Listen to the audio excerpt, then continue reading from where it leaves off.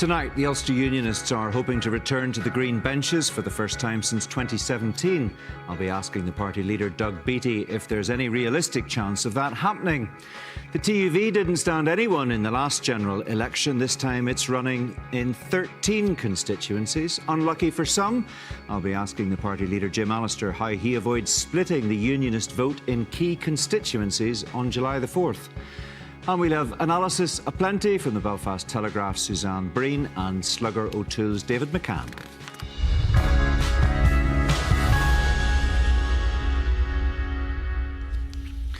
Hello, we have a very busy programme for you tonight. I'll be talking live to Jim Allister later, but let's get straight down to our first interview with the Ulster Unionist leader, Doug Beattie. Welcome to the programme, Doug Beattie. Thank you for joining us. You had no representation in the last House of Commons.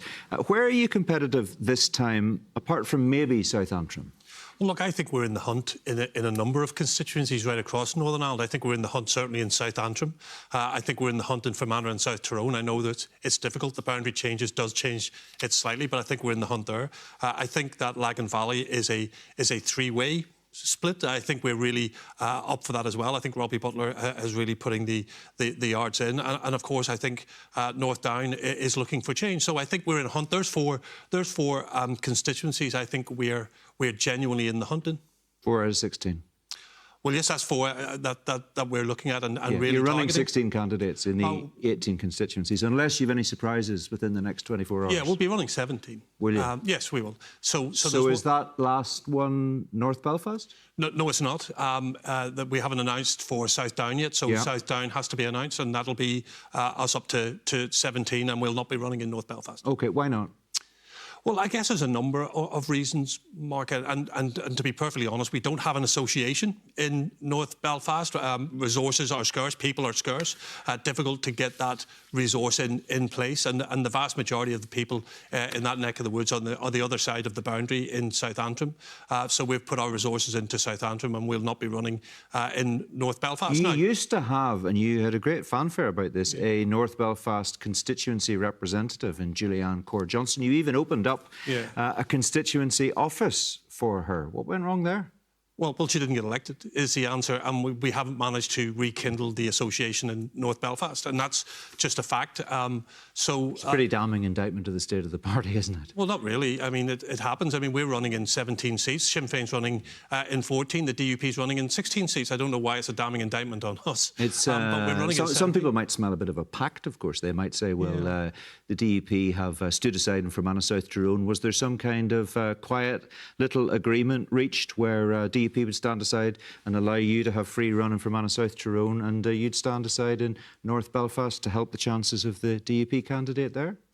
Yes, and people will say that, and I will be equally robust to say that nobody has asked us to stand aside at any stage whatsoever. We've offered nobody anything. Nobody's offered us anything in regard to any form of a pact. This is in your thinking? This is no, when you took that decision? No, this is our decision based on what's best for the country, the people, and the party. And Mark, you will know that people tried to get us to do a three-way pact in Fermanagh and South Tyrone, and we stood our ground and didn't go down that road. So absolutely, there's nothing here in this other than what I explained to you. That is, we don't have the resource, we don't have the people, and we've had to give that up and put our resource where we think we can win. And I've already said that, and that would be South Antrim. OK, all right. Let's talk about what is presumably your number one target seat then, South Antrim. The party's former Health Minister, Robin Swan's given up his position, as we know, in the executive to try to win that seat. He'll be hoping his role as the people's health champion will play well with voters on July the 4th. And now his successor, of course, Mike Nesbitt, is saying he won't implement budget cuts in health and social care. Isn't that just not very subtle electioneering? No, and let me just correct you there. Mike Nesbitt said he is not going to implement the catastrophic cuts. We're talking about something in the region of £400 million worth of cuts, and he's able to implement something in the region of £200 million worth of cuts, but he cannot implement the £189 million of cuts, which will be catastrophic cuts. And that's what he says he can't do. So we're busy now trying to find where we can get the money to be able to make sure we have those services for our patients. So this is not electioneering in any shape. Sinn Féin's Carol McKillen accused Mike Nesbitt in the Assembly chamber last week of blatant electioneering. Yeah, well, I mean, is that electioneering by accusing somebody else of electioneering? Look, I can only give you an answer, Mark, and the answer is quite clear. Robin Swan would not implement catastrophic cuts, but has put a plan in place for cuts. Mike Nesbitt has taken that forward. He will not implement those catastrophic cuts because they will be, as the name suggests, catastrophic, and we won't be the ones who do that. Yeah, but presumably you do accept that ultimately your new health minister will be responsible for implementing reform and will be responsible for living within his budget. Otherwise, as the Department of Finance has pointed out very clearly, he will jeopardise the Treasury write-off of £559 million. So he needs to be very careful. Well, he does need to be very careful, and the Finance Minister needs to understand the pressures that we find ourselves in. But Mike Nesbitt has been quite clear, and I think other departments are under pressure too. Well, of course they are. But look, we're in the Health Department, and we've been quite clear that we will not implement those catastrophic cuts that will affect our doctors, our nurses, our clinical, our non-clinical staff, but more importantly, our patients. Yeah, so he has to live within his budget. Well, he has to live within his budget, but he has to fight for a bigger slice of that budget as well. So he might not get it. Well, we don't know. We have the June monitoring round where he has to really put his case forward. But it's very handy for him to be beating his chest and saying that he's not going to implement catastrophic cuts during an election time when his predecessor is running for a seat that's your number one target. Well, cynical people will say that if they so wish, Mark, but I've been clear. Robin Swan was clear. He was clear well before the election was called, if I'm perfectly honest with you. So this is not something that came up because of the election. This is something that happened before the election was called. Let's talk about Robbie Butler, your candidate in Lagan Valley. He's got lots of social media posts talking up his links to the constituency, born in Lagan Valley, made in Lagan Valley, which are presumably aimed at the DUP candidate Jonathan Buckley, who of course isn't from the constituency. He thinks, do you think that local link is important? Well, I think it is important. I think every constituency has a particular thing that's really good for them, and they want to look for that. I think it happens to be in Lagan Valley that it's really important that people look to somebody who understands their problem, has grown up there, lives there, and knows the people. I think Robbie is very positive in his campaign. I don't think what he's saying is a negative trait in any shape or form. I don't think he's gone out. No, it's just interesting. It's interesting. He's grown up there and he lives there, and you're saying that's a key asset. Just to be clear, what are Tim Collins' links to North Down? Well, that's where his family's from. That's where his families are buried. He employed an awful lot of people from Didn't North. grow up there. Doesn't live there. No, he grew up in Belfast and was educated in that neck of the woods as well. And his family's from there. And he also employed many people from North Down in his business. So he has a link there. But I've already said to you, Mark, in different places people look for different things. And in Lagan Valley, Robbie Butler is playing to his strengths, and that is as a local lad. Yeah, in North Down, they might be looking for the best qualified candidate. You'd expect most party leaders to say their party's man or woman is the best candidate. But, I mean, just a few weeks ago on Talkback, you told listeners Stephen Farry is the best qualified candidate in North Down. Why did you endorse another party's candidate ahead of your own? Well, I didn't, because I tell you what... You did? No, I didn't. Did. I didn't know. I was asked a closed question. And when you look at Stephen Farry, who was a councillor, who was an MLA, who was a minister, who was an MP, and you say, and here's somebody who hasn't been any of those things. Of course, he has got the more qualifications. Doesn't make him the better candidate. Boris Johnson had the qualifications to be Prime Minister, and he was awful. So it doesn't matter about just having those qualifications to do something. It wasn't exactly a ringing endorsement, wasn't it? I just wonder if you've had any buyer's regret as far as your decision to select Tim Collins in North Down is concerned, because he hasn't proved to be very sure-footed in a lot of what he said once he entered the fray.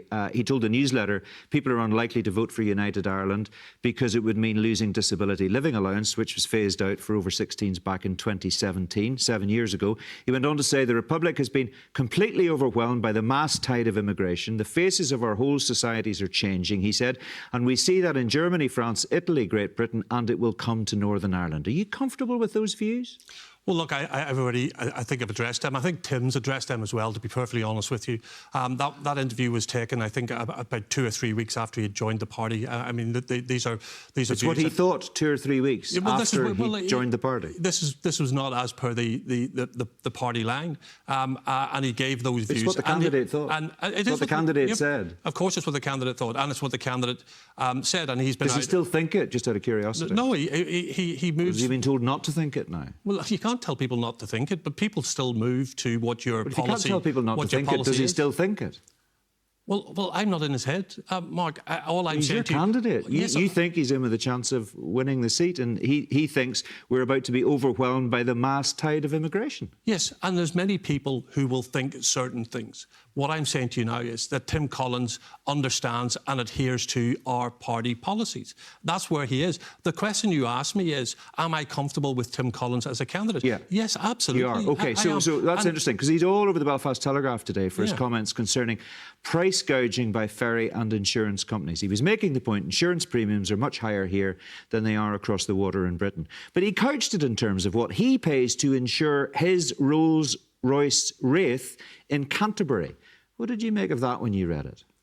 Well, I think that Tim has raised a really important point. He's raised an important point about the cost of insurance here, which is... Did he raise the point in an effective, sure-footed way? Yes, I think he did. He did, mentioning his Rolls-Royce. You think that's going to help win him votes? I don't know what cars my candidates have. I don't know where they spend... It doesn't matter what cars they have. It's whether they actually talk about it when they're trying to explain a point. Where they spend their money. I simply don't know. OK, well, here's the issue. Here's why I ask you about it. Because he's presumably going to be looking for votes from unionists of every hue in North Down, not just wealthy ones. And I wonder how you imagine that kind of comment, where he talks about his Rolls-Royce Wraith, are likely to play with decent, hard-working residents in the Kilcooley housing estate in Bangor. You know what?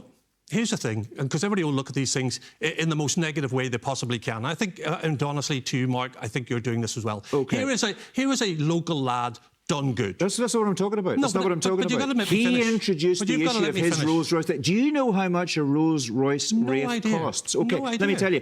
£282,000 apparently, though you can pick up a 10-year-old model on Auto Trader for a mere £92,000. Do you imagine many people in North Down are going to be queuing up to make sure Tim Collins is the man who's representing them at Westminster when he comes out with stuff like that? I have got absolutely no idea, Mark. In the middle of a cost of living crisis. Let me talk to you and answer your questions, and I'm more than happy to answer your questions.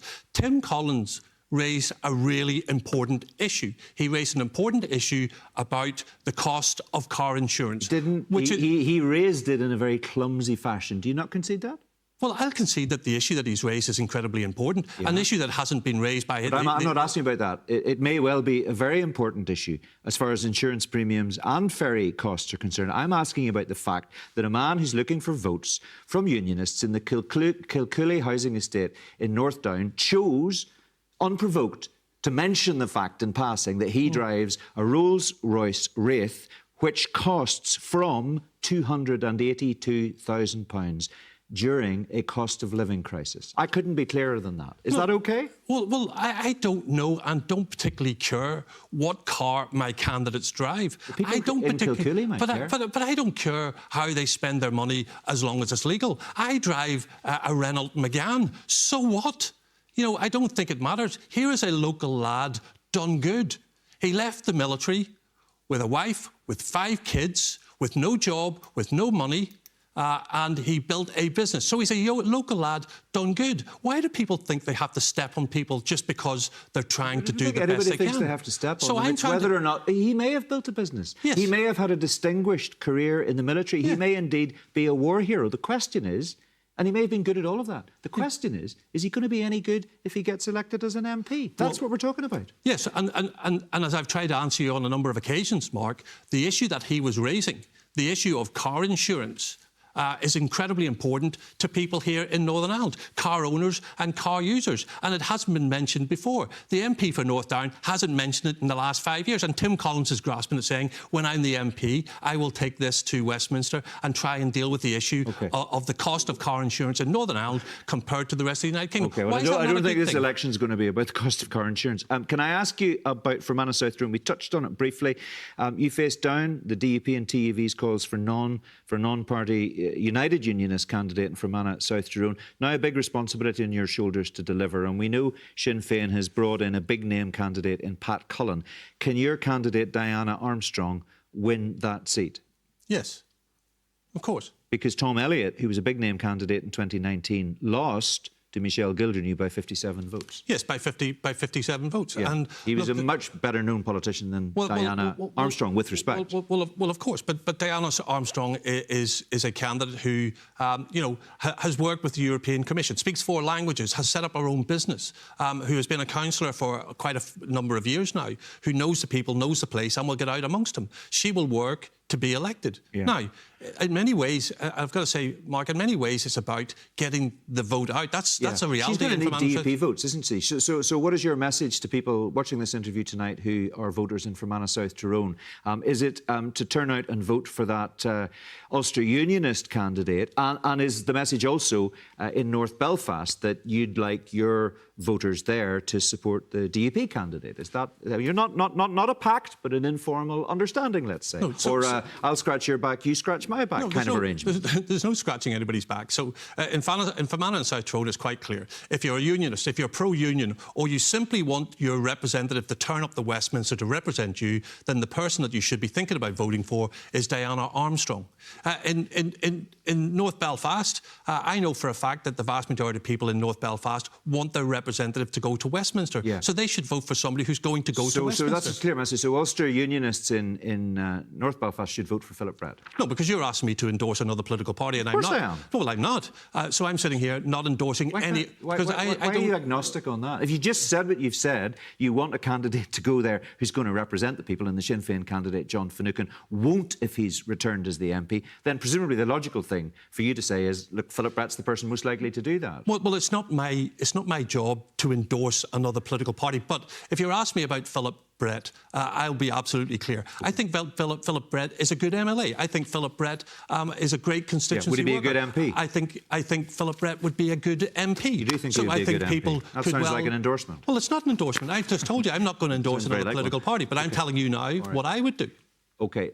With the DUP facing the many challenges and the many threats that it is in this election, your party should, of course, be capitalising on that situation. But yet, according to the most recent Lucid Talk poll, you're still stuck on 13%, barely up on the 12% you polled in the 2019 general election. It really does look like a case of if not now, when, doesn't it?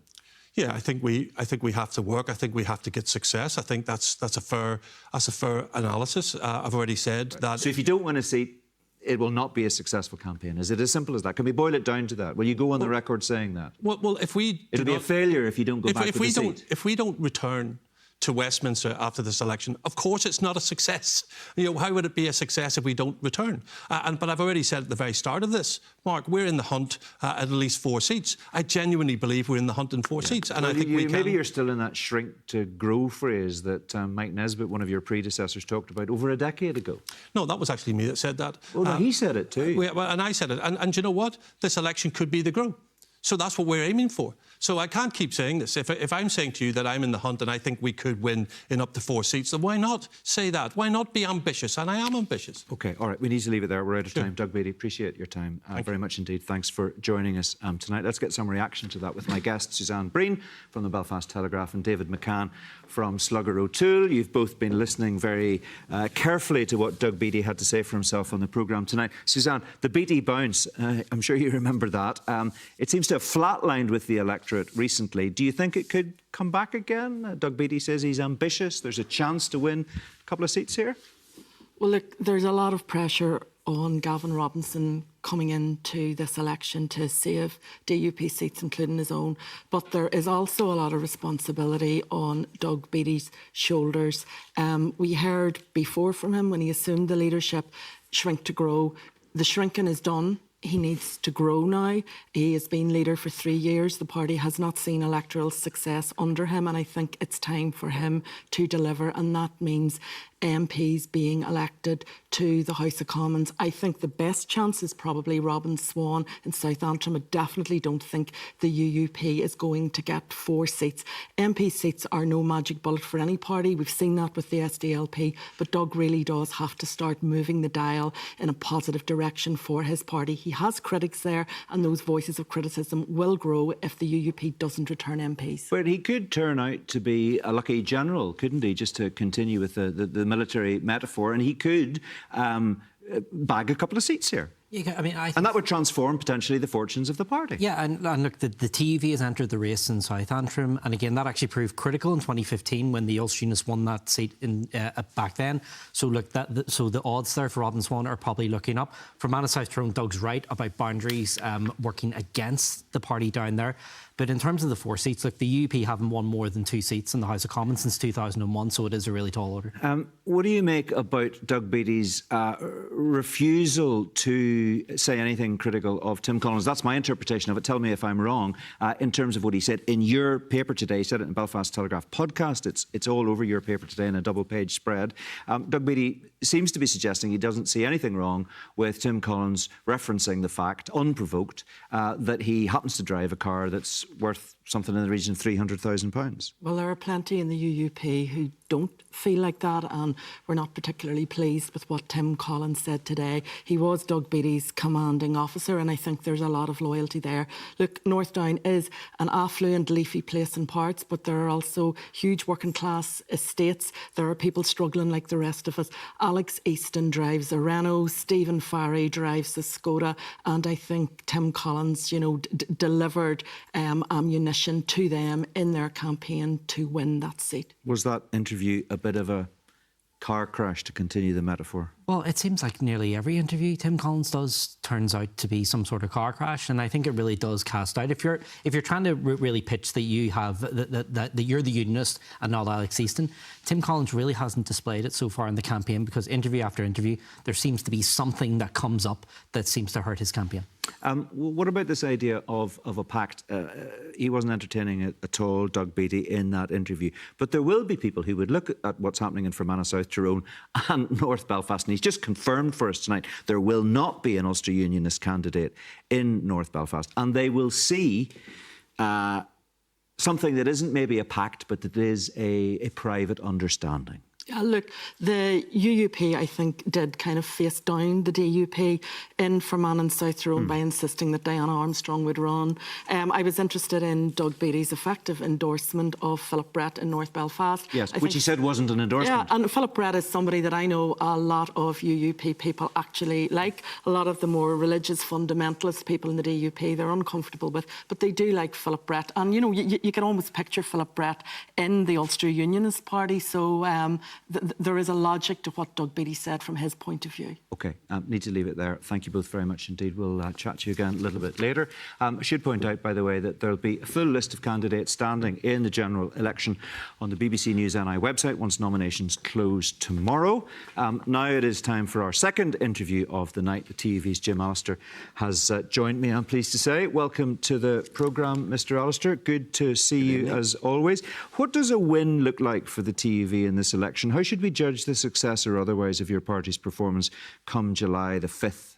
I think it's not just about seats. I think this election is also about maximising the unionist vote.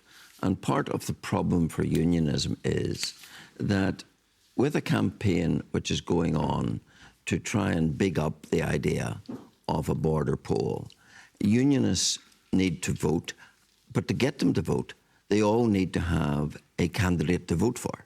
And that is why TV has a very important function to play in ensuring that those who remain wholly opposed to the protocol, who have always told the truth about the Irish Sea border and about EU law, have someone to vote for. And so the totality of the unionist vote at the end of this election will be an important calculation.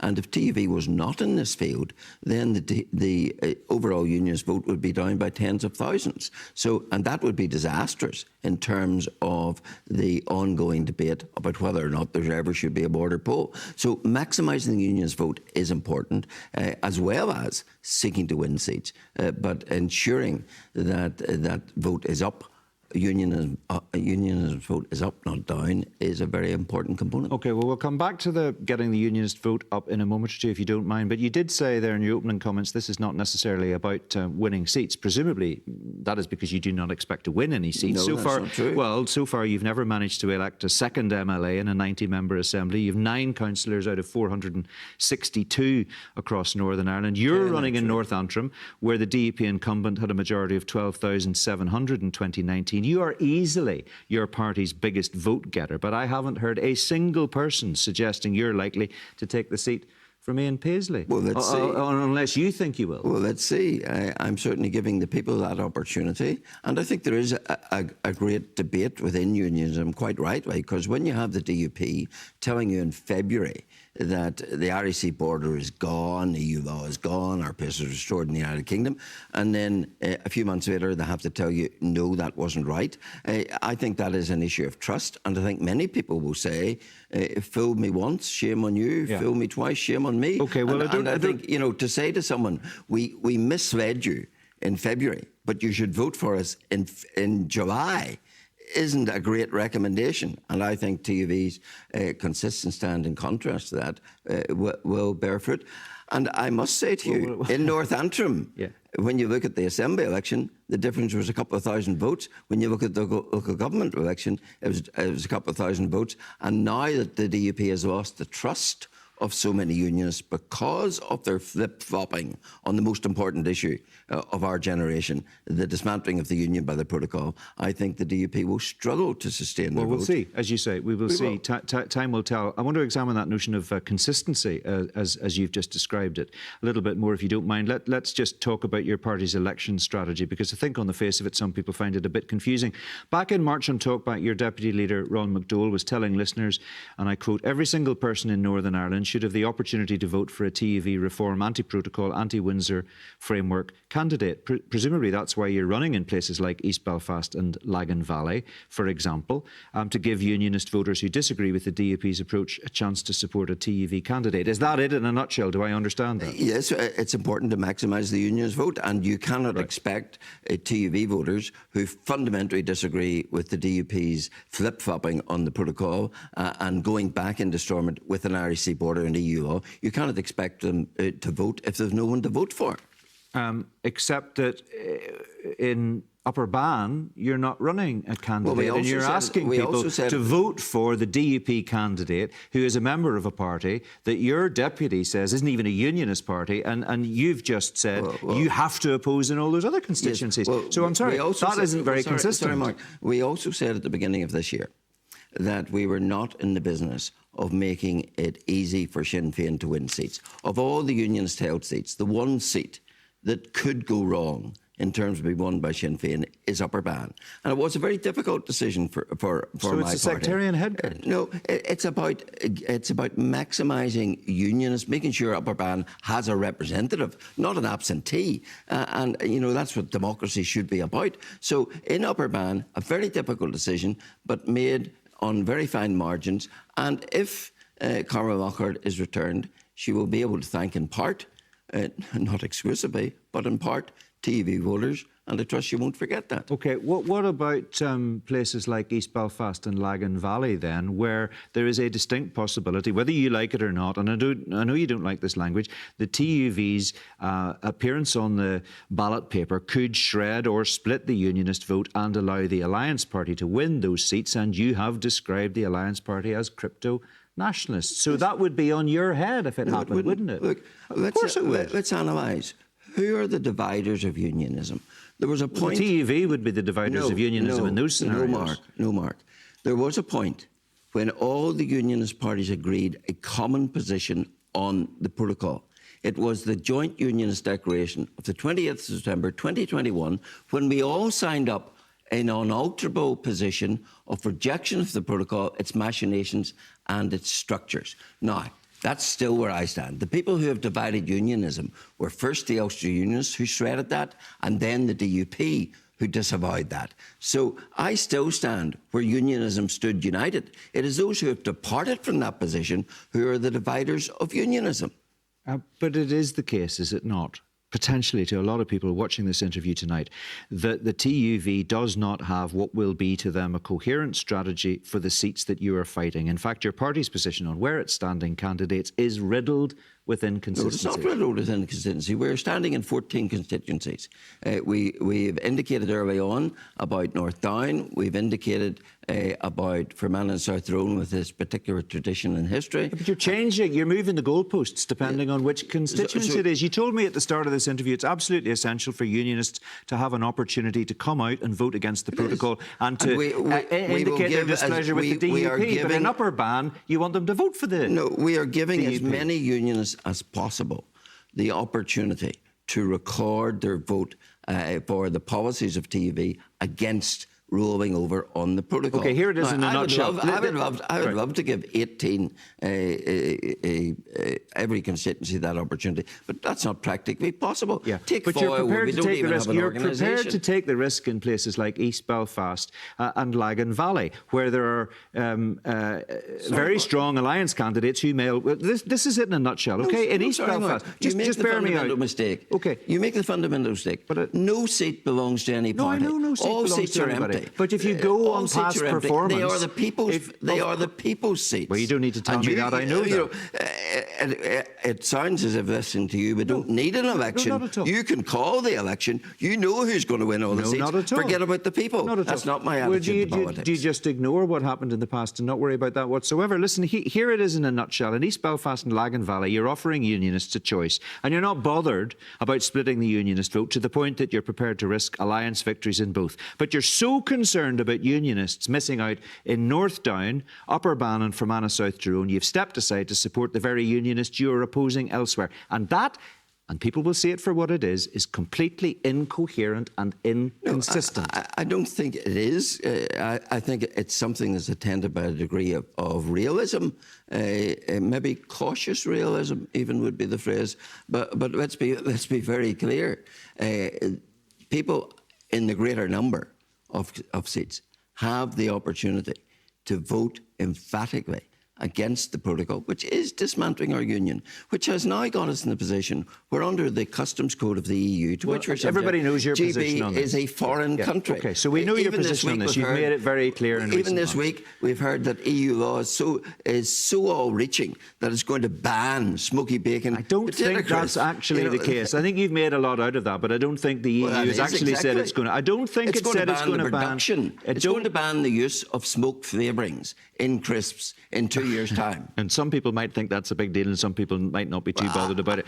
Here's the point, and this is what you'll need to grapple with. The sublime to the ridiculous. Okay, here's what you will need to. Isn't it ridiculous that we are subject to foreign laws that come right down to the point? You've said this repeatedly in recent months, so we know you stand. Here's the reality for you, and you'll have to deal with this in interviews that you do on July the 5th if things go badly wrong for you. You could end up being Naomi Long's trump card in this election. No. In previous elections, we had the slogan, vote Mike, get Colin. This time around, it could end up being vote Jim, get Naomi. Have you seriously thought about that? I have thought about all of that.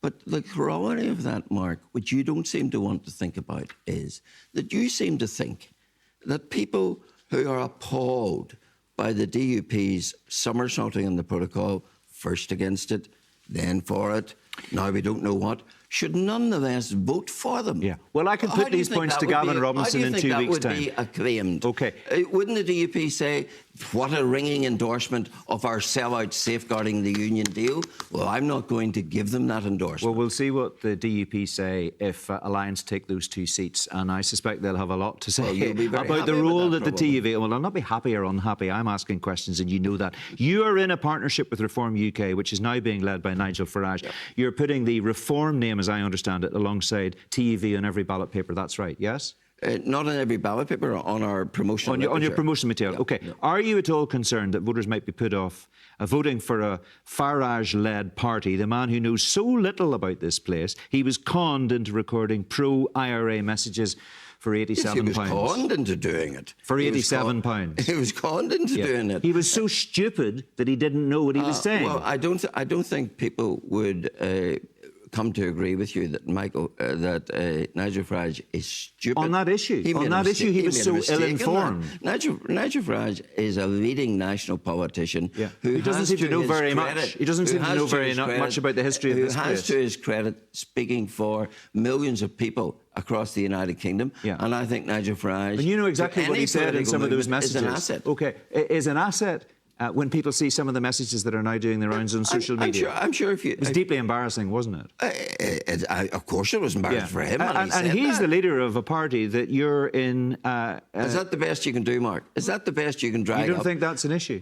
I don't think it is an issue. Are we, okay, you know, so if he's such a strong asset... What TUV is offering with its alliance with Reform is a pan-nationalist unionism across the United Kingdom to give people the opportunity to be involved in unionist politics across the UK. For too long, union has been far too parochial. Right. Are we going to see Nigel Farage over here endorsing TUV candidates on the ground over the next 4 weeks? We are going to see leaders of Reform. We're going to see Nigel Farage. Nigel Farage, I spoke to him this week. Yeah. He doesn't have the opportunity to come. He doesn't have the time to come to Northern Ireland to support the TUV. But his deputy leader will be here, Ben Habib. All right, we need to leave it there. Appreciate your time, Jim Alistair. Thank you very much, as ever. Let's get some analysis now from Suzanne and David, who, again, have been listening very closely to what we've been discussing. Suzanne, what did you make of that? I think it was quite a strong performance from Jim Alistair. He doesn't spare the punches. He's probably no fan of the BBC. He's a bit like Nigel Farage. And Jim Alistair, I think, is the Nigel Farage of Northern Ireland politics. He exerts enormous influence over a party he doesn't lead. He is running in this election to keep, in his eyes, the DUP's honest. The DUP keeps stealing the TUV clothes and then it discards them. And I suppose from the TUV's point of view, it will think that a strong performance in the Westminster election, which might include the loss of some DUP seats to Alliance, will bring the DUP back to a hard, more right-wing position. And what about those apparent inconsistencies, as far as some people are concerned, about the TUV strategy, about where it's standing and where it's not standing? Look, there are inconsistencies, and I know some TUV people who were very disappointed that the party isn't standing in Upper Band, where it performed quite well in the Assembly elections. But the reality, I think, is that, you know, the TUV's intervention, if it gives the seats to Alliance, then the party can lead with that. But a seat potentially going to Sinn Féin is a bridge too far. David, what did you make about Mr Alistair's point at the beginning of that interview, that it is not necessarily and not only about winning seats, it's about maximising the unionist vote? Why is that so important to him and to his supporters? Well, I think to many TUVers, they think that basically those voters will just stay at home. They won't flock behind the DUP. But, however, even if some of them bleed off in, again, you're pointing this out, in places like East Belfast, Lagan Valley, that could be critical. That could be the difference between the Alliance Party winning a seat and the DUP holding a seat. But I think for Jim, this is a more wider conscience battle for unionism. I think Jim's focus, coming from that interview, seems to be from July the 5th onwards rather than what actually goes on the 4th of July itself. What I'm not clear about, Suzanne, is whether, if the TUV is ultimately seen to be responsible for knocking out the leader of unionism, for example, in East Belfast, and potentially a strong candidate for the DUP in Lagan Valley, will Jim Alistair see that as a resounding victory and a validation of his strategy? Because that's the kind of question people are going to be asking on July the 5th. Well, if that does happen, you can bet your bottom dollar that the DUP will really raise the temperature on the TUV. And I think the word Lundy will probably be used. It has been used by TUV people about the DUP, and I think the DUP is likely to employ it on the TUV. And there is no doubt again about it that the people happiest with the TUV standing is Alliance Party headquarters. It will be Naomi Long in East Belfast and Saoirse Eastwood in Lagan Valley, because its intervention does really enhance their chances. OK, got to leave it there. Thank you both very much indeed. We will see you at the same time next week. Just before we go, a reminder about our Red Lines constituency profiles. This week's episode looks at the battle in the Northwest. That's Foyle and East Londonderry. You'll find that on BBC Sounds or wherever you get your podcasts.